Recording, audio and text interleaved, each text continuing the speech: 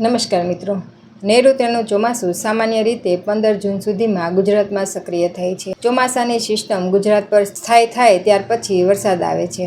પણ આ વર્ષે ગુજરાતમાં ચોમાસું મોડું શરૂ થાય એવા અણસાર વર્તાઈ રહ્યા છે. ખાસ કરીને સૌરાષ્ટ્રમાં વરસાદ લંબાય એવી શક્યતાઓ સેવાઈ રહી છે. મુંબઈ સુધી પહોંચેલું નૈઋત્યનું ચોમાસું મુંબઈથી આગળ વધી શક્યું નથી. મુંબઈના દરિયા પર ચોમાસું સિઝનનો આ વર્ષનો ટ્રફ અટવાતા મહાનગરના ચોક્કસ વિસ્તારોમાં જ વરસાદ પડ્યો છે.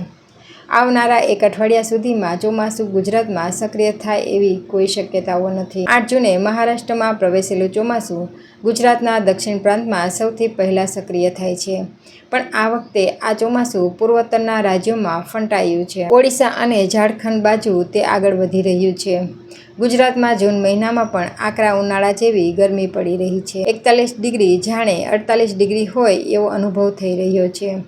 ચોમાસું વાદળો ક્યાંય જોવા મળતા નથી. નૈઋત્યના પવનો ચોમાસું અને વરસાદ લાવવા માટે જવાબદાર હોય છે. 20 થી 30 કિલોમીટરની ઝડપથી પવન ફૂંકાય છે અને પછી વરસાદ શરૂ થાય છે. સામાન્ય રીતે આ સિસ્ટમ જોવા મળે છે, પણ આ વખતે પવનની પાંખે સવાર થઈને વાદળો પણ આવ્યા નથી, એટલે વરસાદ પણ ખેંચાયો છે. ખાસ કરીને સૌરાષ્ટ્રના દરિયા કિનારા ઉપર પણ કોઈ વરસાદી સિસ્ટમ દેખાઈ રહી નથી. મુંબઈથી આગળ વધતા તાપી, વલસાડ, દીવ, દમણ, નવસારી, સુરત, ઓખા, પોરબંદર અને સોમનાથના દરિયા કિનારા આસપાસ માત્ર 30% જ વાદળ દેખાય છે.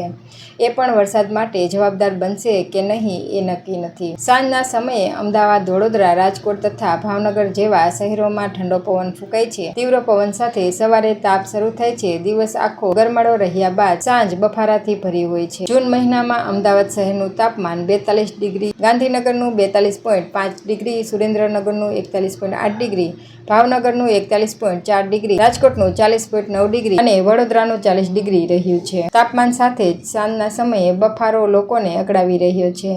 ખેડૂતોની સાથે આ વખતે લોકો પણ વરસાદની આતુરતાથી રાહ જોઈ રહ્યા છે. હવામાન વિભાગની આગાહી અનુસાર આગામી એકાદ અઠવાડિયા સુધી વરસાદના કોઈ અણસાર નથી. ખાસ કરીને સૌરાષ્ટ્રમાં વરસાદ મોડેથી શરૂ થશે અને સરેરાશ વરસાદ ગત વર્ષ કરતાં ઓછો પડશે. જોકે છૂટાછવાયા ઝાપટા વરસી શકે છે, પણ એનાથી વાતાવરણમાં ખાસ કોઈ પ્રકારનો ફાયદો થશે નહીં.